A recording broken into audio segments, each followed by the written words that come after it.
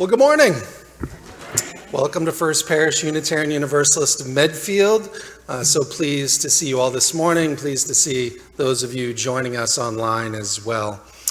Please join us following the service downstairs for social hour where we can chat. This congregation first gathered in 1651, settling on this land that was and is still now the homeland of the Nipmuc Nation, who inhabited this area for thousands of years. Their land was taken by force and their lives were oppressed by the European colonists who settled this town, this state, and this nation. Despite this atrocity, the Nipmuc descendants continue to live here today.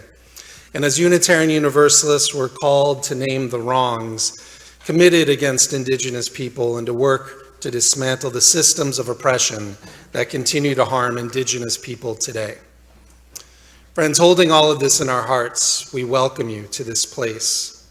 Here we search for truth and understanding. Here we celebrate life and we contemplate its mysteries. Here we share healing and wholeness. So whoever you are, wherever you come from, whatever you believe, whomever you love, we welcome you to this congregation. Hear the words of the Reverend Linda Susan Ulrich. Open up the doors, push on looming wooden arches embroidered with ironwork, brace shoulders against the weight of history unmoved, slough off the musty old smell of unused joy and stored up sorrow. Knock rust off the hinges if you have to, and let your breath precede you inside. Open the doors a bit more. Make room for a shaft of sunlight to cross the threshold. Give the dust mite something to dance about. Peek through a single slice of possibility and name even the half-hidden truth you see. Open the doors wider still. Pour yourself through the gap. Strut or sneak or slide as suits you best. Cleanse whatever scrapes catch your skin and bind up the wounds that keep you from entering whole. Open the doors as far as you possibly can. Draw on the strength of the stones beneath you. Ground yourself in a firm sense of who you are. Stand as a beacon welcoming the next seeker and shine far beyond the lintel and sill. Open all that you are. Heighten and deepen your connections to the world all around you. Broaden your definition of neighbor. Grow into the largest target for grace that you can muster. And pray to become a gateway for even greater love and greater compassion. Open up the doors, my friends, lest we keep the stranger out and condemn ourselves to prisons of our own making. Open the doors and let us worship together.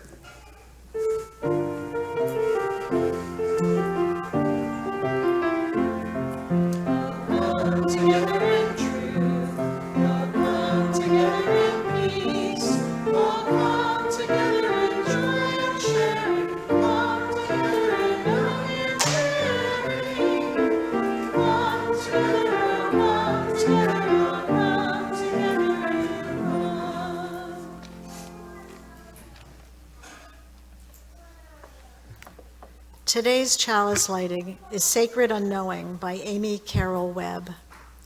We light this flame for the art of sacred unknowing. Humbled by all that we cannot fathom in this time, we come into the presence of what we do know. Perhaps the only thing we can ever know, that love is now and forever, the only answer to everything and everyone in every moment.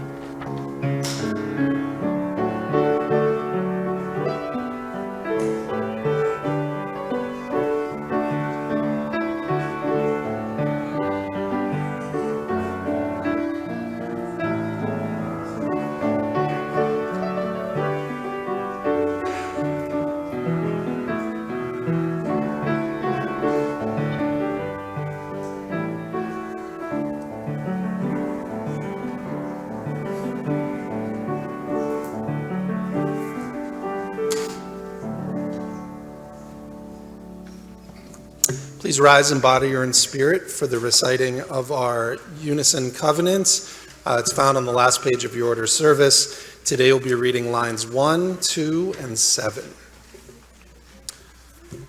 Love is the foundation and spirit of our congregation, and we declare that every person is inherently worthy and has the right to flourish with dignity. As people of goodwill, we covenant with one another to serve the wider community with compassion, commitment, and integrity. Please remain standing for our opening hymn, Wake Now My Senses, number 298 in your gray hymnal.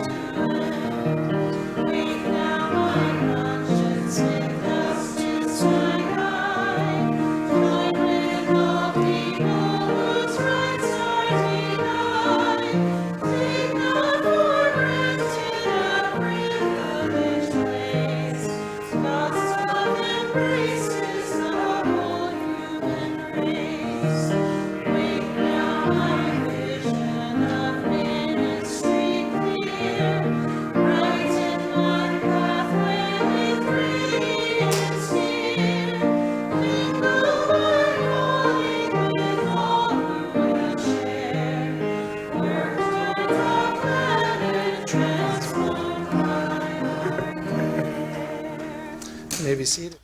All right, well, now I'd invite all the children forward for a moment for all ages and invite Kate Chiavara forward to lead the moment for all ages. Does anybody know what's coming up this Tuesday? Yeah. Wait, hold on. Veterans Day? Veterans Day. What on earth does that mean?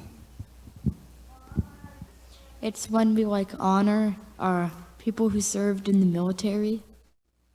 That's right. Honor those who served in the military. There's no school. No school. That's right. Kate is here, so I'm going to call you up. But I just wanted you all to remember and honor those who were so brave that they decided to put their own lives on the line. So when you're home on Tuesday, let's keep all of the veterans in mind. All right? Thank you. Sorry, I'm late, guys. Okay, here's a good question for you. What is an immigrant? Yeah, go ahead. Someone who moves in to a new country because they have to for war or something. Or something. Anyone else? Kind of like Anna said, someone who has to leave their country because of danger. Maybe just leaving the country just because. Just because. That sounds good. An immigrant is someone who comes from another country and wants to live in a different country. For instance, an immigrant might come from Switzerland to America to work or to be with the people they love. Do you have a guess too? I have enjoyed it. I have enjoyed the DC movie. Whoa, very cool. That's very cool. That's very cool. An immigrant might choose to live in their new country forever and become a citizen. What do you think someone has to do to become a citizen in America? They have to live there for like 5 years, and then they'll face the test to become a citizen. Does anybody else have a guess? They have to like sign a contract or something. You need a green card. A new green card. Like have to take like a blood test or something. Well, they definitely have to take some tests, and sometimes the tests are so hard that even American citizens can't pass them. They need like a background check on who they were, where they're from. Exactly. Okay. Hold on. It can become very complicated, very fast. This is about regular immigrants and citizens. But what Maeve had to say is a little bit closer to what a refugee is. That's okay. Let's see what we can learn about refugees today. I'm falling. This book is called, What is a Refugee? A refugee is a person just like you and me. Refugees had to flee their country because they were in danger. Some of them had to flee because their country was at war. Some had to leave because powerful people didn't like what they thought or said and wanted to hurt them. Others had to leave because people didn't accept their religion or hated them because they were different. Most refugees would have preferred to stay in their country with their friends and family. But it was too dangerous. Also, often their homes were destroyed and they didn't have anything left. Refugees had to find another country to live in, and that's not easy. There are countries that don't want to welcome more refugees. While they are waiting for a new country to welcome them, many refugees had to stay in camps where life was hard. Do you see any houses over here? No, they're all living in tents, huh? That is hard. Refugees were lucky if they could find a country where they could live a normal life and do normal things, like go to school and make friends, work, or live in peace and safety. Just like you and me.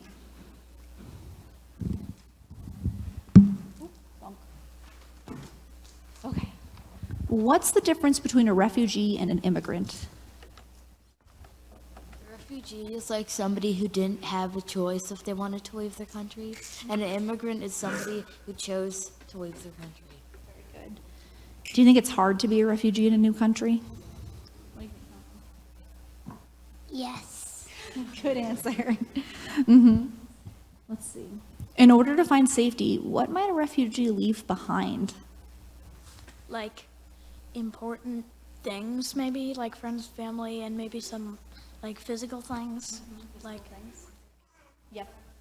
Like everything except for maybe like a few pairs of clothes. Everything except maybe a few pairs of clothes. Their house. Their house they might have to leave behind. I thought we were going to say Legos, to be honest. But yes, their house. Many refugees go through dangerous journeys to escape their circumstances, but what they're running from is even scarier than the wide open ocean or vast deserts where you can easily get lost or hurt. There are dangerous places around the world that people might be fleeing from, and it's important to understand that as well as open our hearts to them. What can we do to help refugees in America, do you think?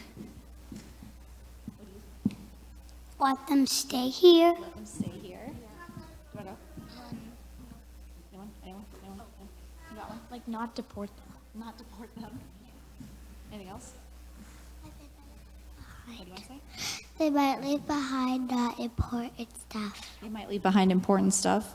So those are great things we can do to help refugees to stay here. Yeah, you're right. That is my moment for all ages. Thank you guys for coming. All right, let's sing the children out as they head to religious exploration.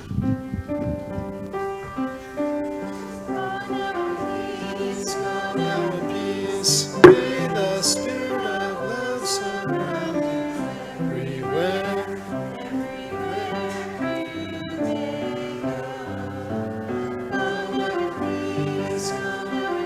the spirit of love surround you everywhere.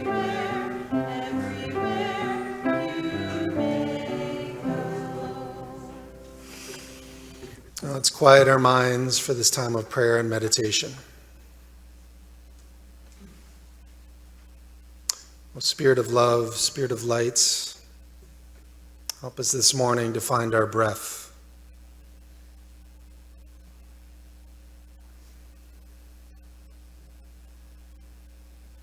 Help us to feel our bodies sitting here in this sacred space.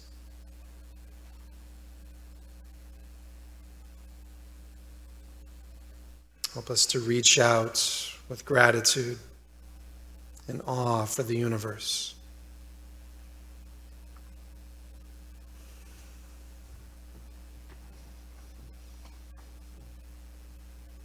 For there's so much this morning, so many this morning that could use our prayers.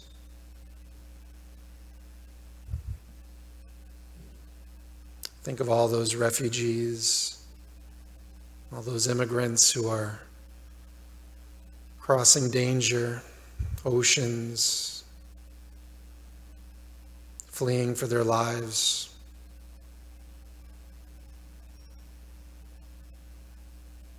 We pray for all those who are here, who are fearing being taken from their families and deported.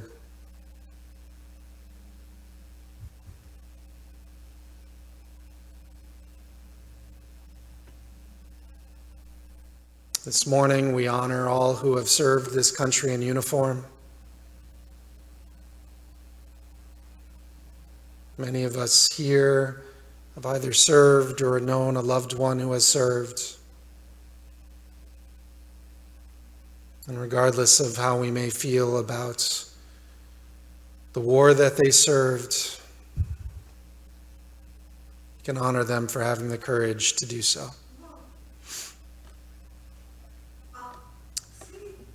This morning, our hearts go out to all of those living with hunger, who have been denied vital services from our government, for a failure to talk to one another, to find compromise in Washington, and do what they are called to do, provide services for all of our citizens.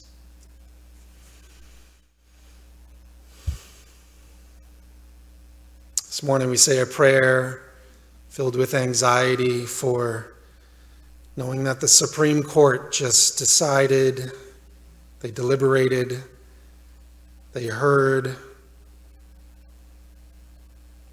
a threat to same-sex marriages. We don't yet know what their decision is, but we worry.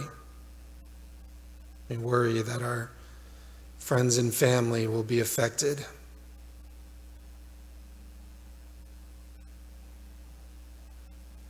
We pray that the fragile ceasefire in Israel and Gaza will hold, that the bloodshed may end, and that peace may be held. For all of this and so much more, we pray. Let's hold all of this in our hearts as we enter into a time of silent meditation.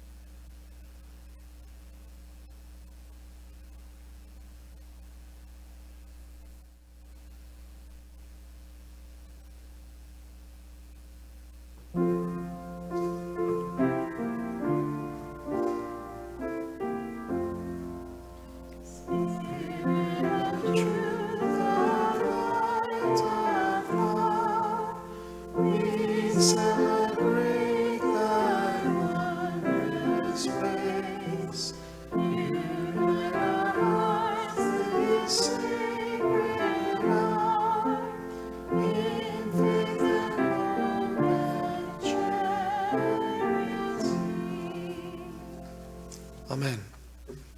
I'd invite forward Kay Bennett to share with us the morning's poem.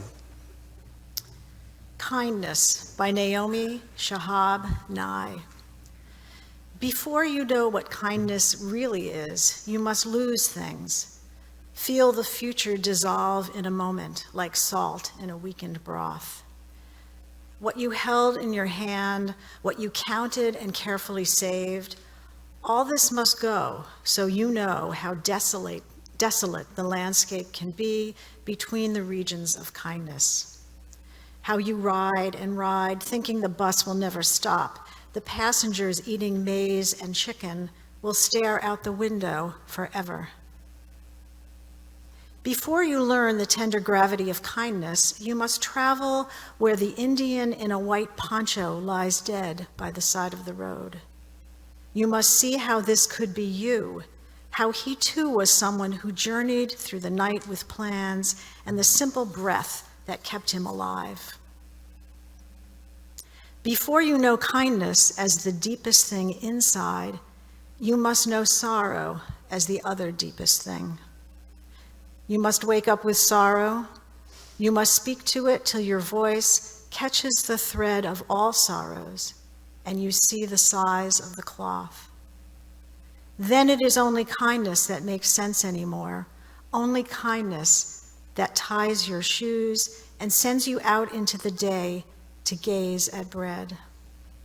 Only kindness that raises its head from the crowd of the world to say, "It is I you have been looking for," and then goes with you everywhere like a shadow or a friend. Thank you, Kay, for sharing that. It's one of my favorite poems. It's powerful. You know, as much as I try to turn off the news and pretend that everything's okay, I can't help but feel powerless about what's happening in our world and not sure what to do about it.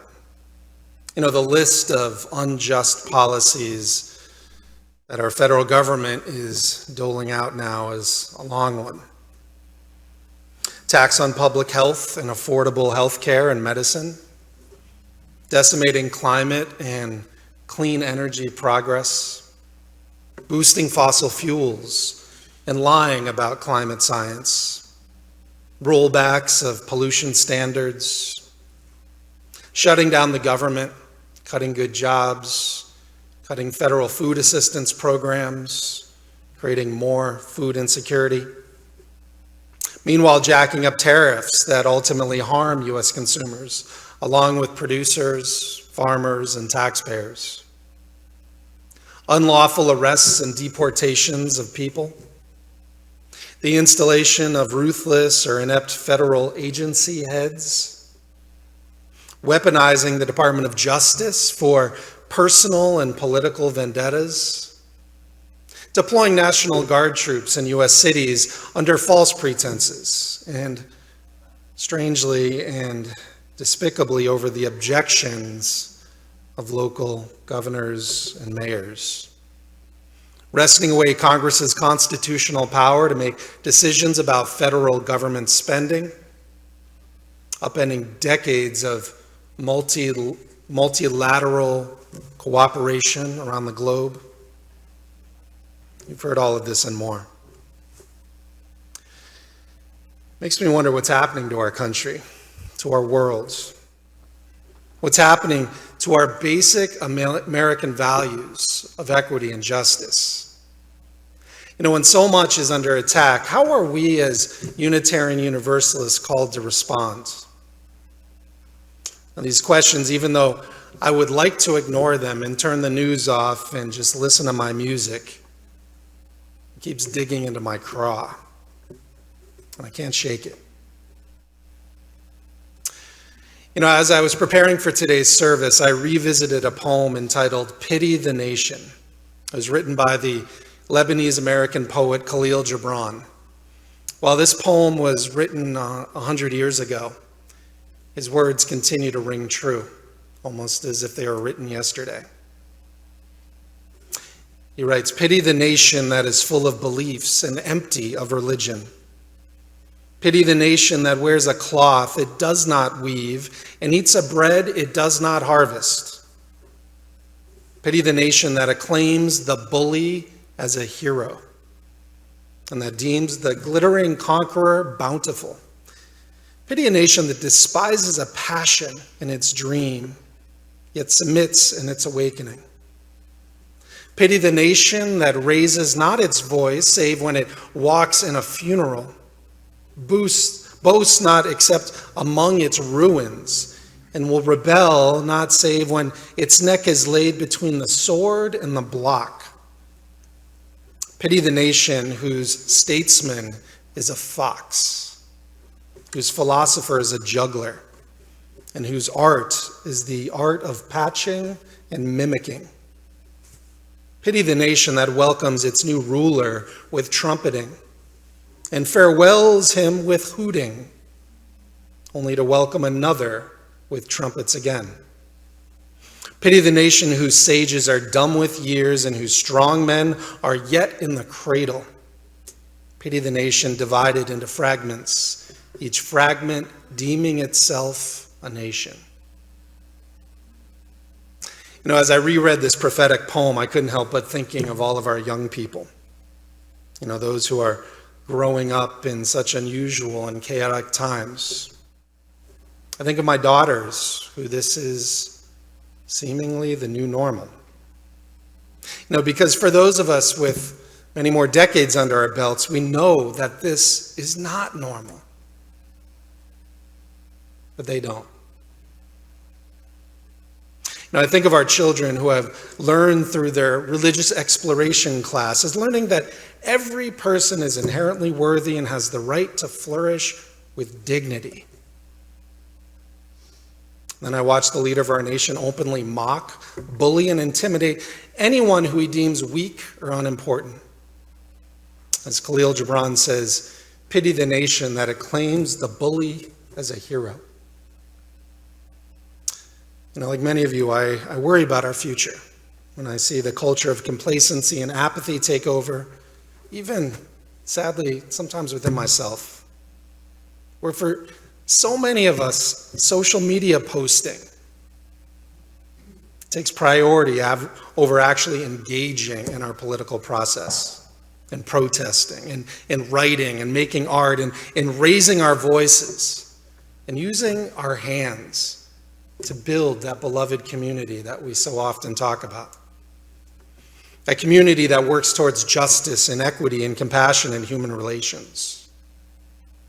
As Gibran says, "Pity the nation that raises not its voice."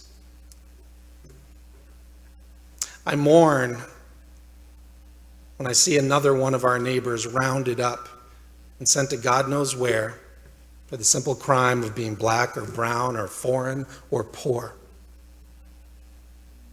I know that we must side with those who have been historically and systematically oppressed and forgotten.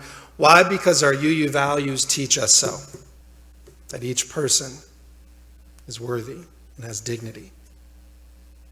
Khalil Gibran couldn't have been more prophetic when he wrote, "Pity the nation that will not rebel when its neck is laid between the sword and the block." Friends, these are scary times we're living in. These are times that rip at the very heart of our American democracy and our Constitution, leaving us in camps of outraged citizens who seem to be okay with whatever our leaders do as long as they can play for our team. As Gibran states, "Pity the nation divided into fragments, each fragment deeming itself a nation. Pity the nation that welcomes its new ruler with trumpeting and farewells him with hooting, only to welcome another with trumpeting again. Pity all of us that think all of this will be better in 2028. Now, there's much that our country does these days that's worthy of pity, worthy of despair, worthy of fear. You know, for centuries, we proud UUs have always strived to be the love, the change that we wish to see in the world. We've always fought for those who have been forgotten, abandoned, and left behind. You know, as we heard from Kate's story this morning about her story of refugees, and then we heard from Kay the words of the poet Naomi Shihab Nye. You know, she writes, "Before you learn the tender gravity of kindness, you must travel where the Indian in a white poncho lies dead by the side of the road." Why? Because this could be you. He too was someone who journeyed through the night with plans and the simple breath that kept him alive. You know, for those of you who aren't familiar with her work, Naomi Shihab Nye is a poet and an author born to a Palestinian father and an American mother in the 1950s. During her childhood, she actually lived in the old city of Jerusalem and in the Palestinian city of Ramallah. Through her own experience, she knows a thing or two about walls. She knows about checkpoints.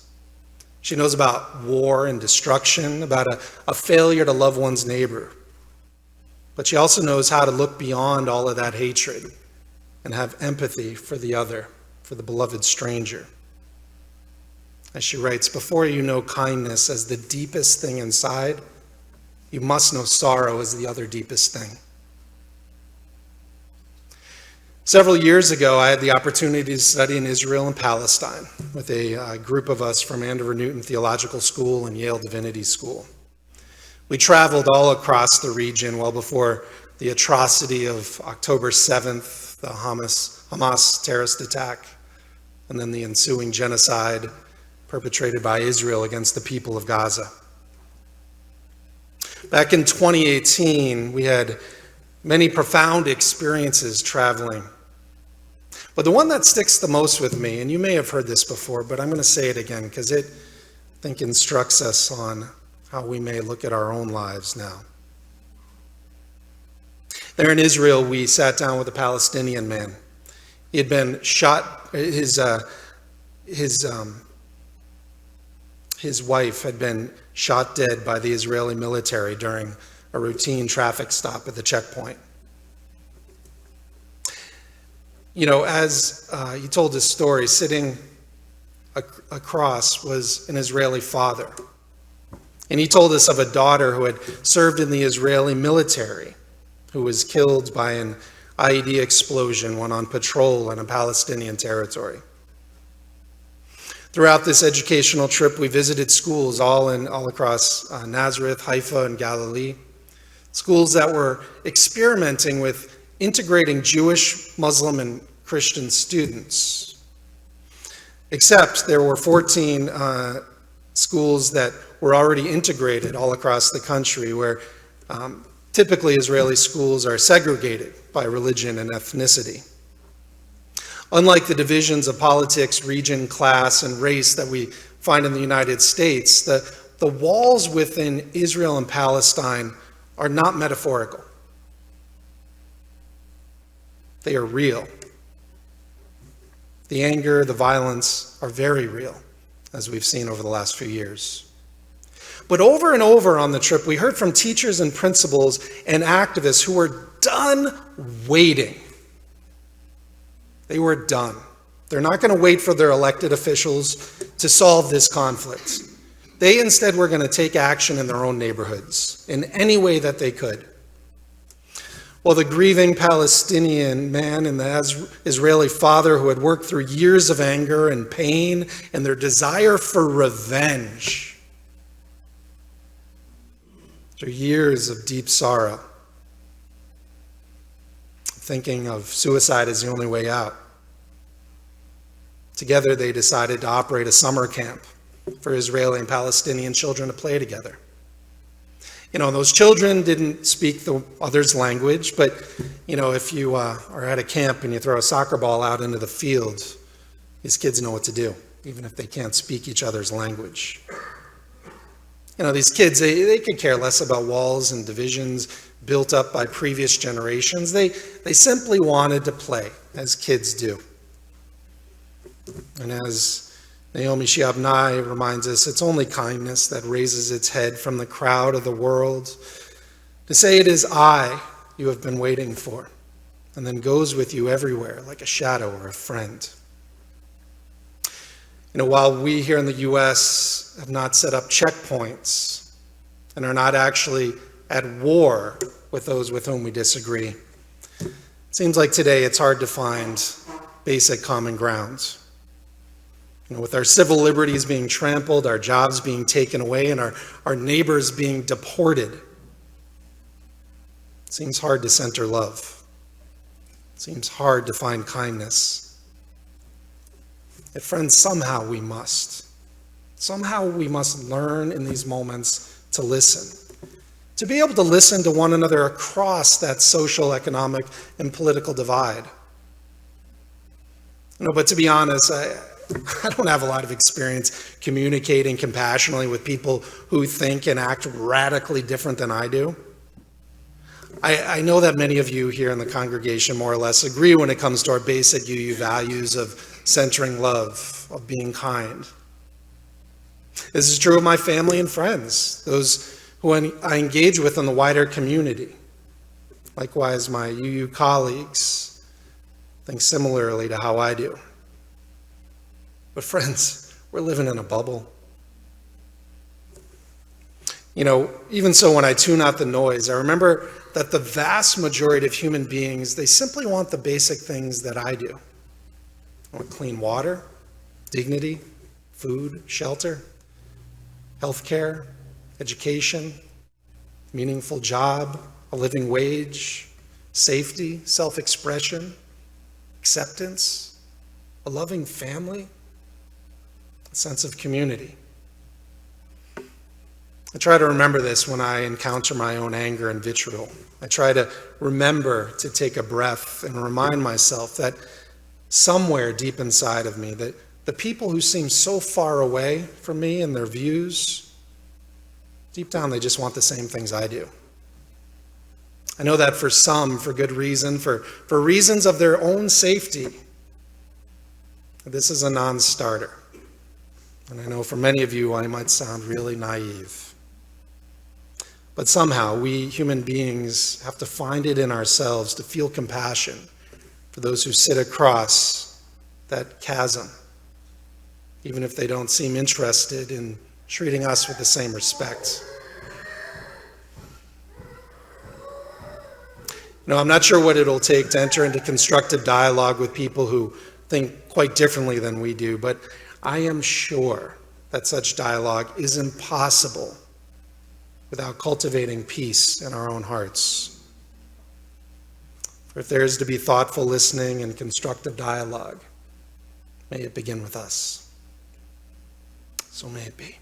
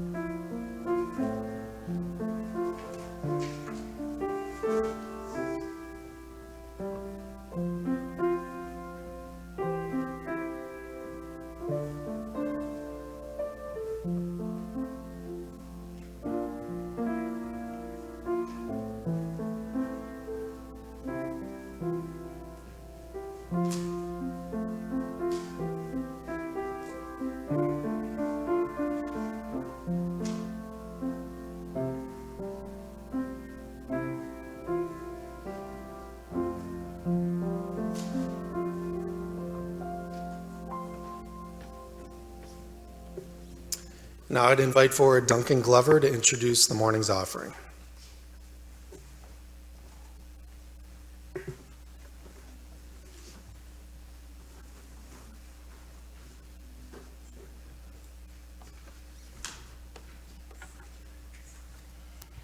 Good morning.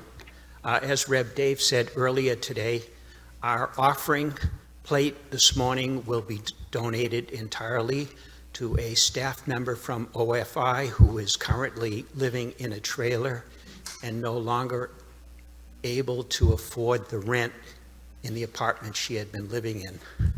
OFI, Opportunities for Inclusion, is the organization that uses our vestry 5 days a week running an adult day health program there. So here's an opportunity for us, those of us with good fortune, to share our wealth with someone who has fallen on hard times. So please donate generously.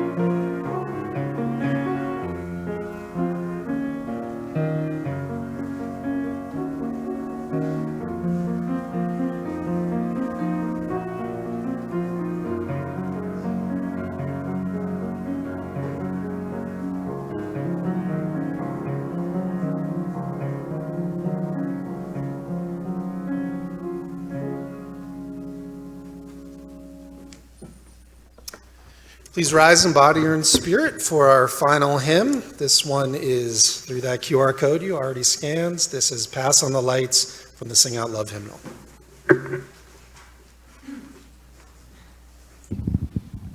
And someone from the congregation had suggested we get a little context for some of the new hymns that we have, which is on their website, Sing Out Love.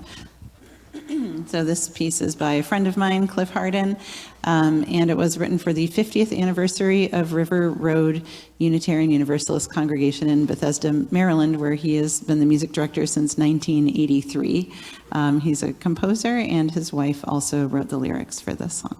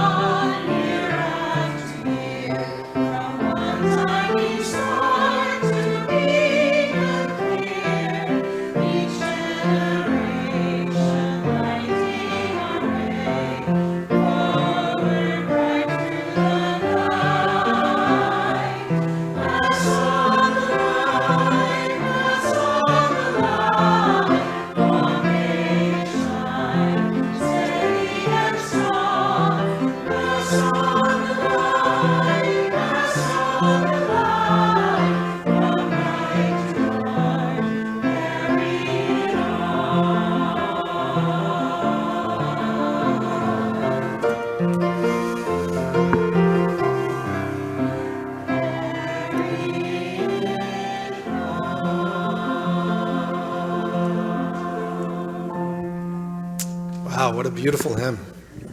Well, friends, as we prepare to leave this sacred space and go out into the world, let us remember the words of Howard Thurman. Don't ask what the world needs. Ask what makes you come alive and go do it. Because what the world really needs is people who have come alive. So may it be. Go in peace.